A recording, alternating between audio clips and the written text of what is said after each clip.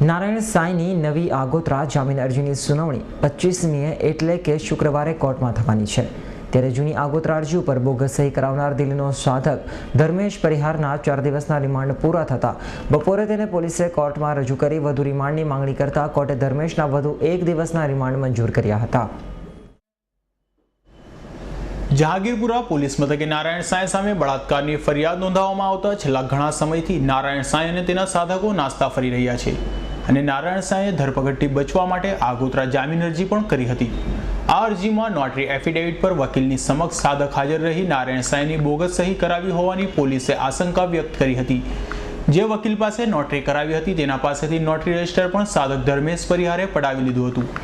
અને સુરત પોલીસે દિલ્હીથી ધર્મેશ પરિહારને ઝડપી પાડી તેને કોર્ટમાં રજૂ કરતા કોર્ટે તેના 4 દિવસના રિમાન્ડ આપ્યા હતા અને ગુરુવારે ધર્મેશ પરિહારના 4 દિવસના રિમાન્ડ પૂર્ણ થતાં પોલીસે તેને કોર્ટમાં રજૂ કરી વધુ રિમાન્ડની માંગણી કરી હતી, જેથી કોર્ટે ધર્મેશના વધુ 1 દિવસના એટલે કે શુક્રવારે સાંજે 4 વાગ્યા સુધીના રિમાન્ડ મંજૂર કર્યા હતા।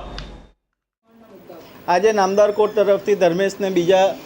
1 દિવસના એટલે કાલે 4 વાગ્યા સુધી પોલીસ કસ્ટડી હેઠળના રિમાન્ડ હેઠળ સોંપ્યો છે। રિમાન્ડના ઘણા મુદ્દા હતા, તે પૈકી મહત્ત્વના 2 મુદ્દા હું અત્યારે આપને જણાવું તો આ કામે દીપક અને બીજો એક આરોપી છે તેની શોધને માટે એ લોકો દિલ્હી છે તે બાબતે, એ ઉપરાંત ગઈકાલે જે તપાસનો હુકમ થયો છે તે અંગે પણ ધર્મેશની વધુ તપાસની જરૂર છે।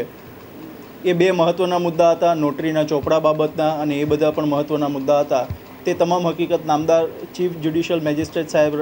રૂબરૂ રજૂ કરવામાં આવી અને આવતીકાલે 4 વાગ્યા સુધી પોલીસ કસ્ટડી હેઠળના રિમાન્ડ સોંપ્યા છે।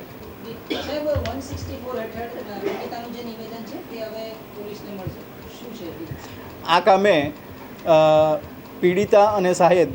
એ બંને ક્રિમિનલ પ્રોસિજર કોડની કલમ 164 હેઠળ મેજિસ્ટ્રેટ સાહેબ રૂબરૂ પોતાનું નિવેદન આપેલું। એ નિવેદનની નકલ લેવાને માટે પોલીસ તરફથી સુરતના ચીફ જ્યુડિશિયલ મેજિસ્ટ્રેટ સાહેબની કોર્ટમાં એક અરજી કરેલી અને એ 164 હેઠળના નિવેદનની નકલ માગવામાં આવેલી, જે અરજી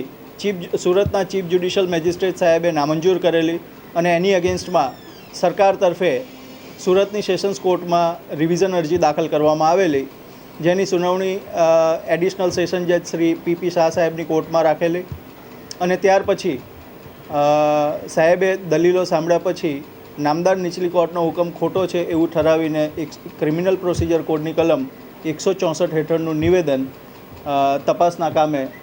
તપાસ કરનાર અમલદારને આપવું એવો ઓર્ડર કર્યો છે અને સાથે અમુક પ્રિકોશન પણ રાખવા એ પણ ઓર્ડર કર્યો।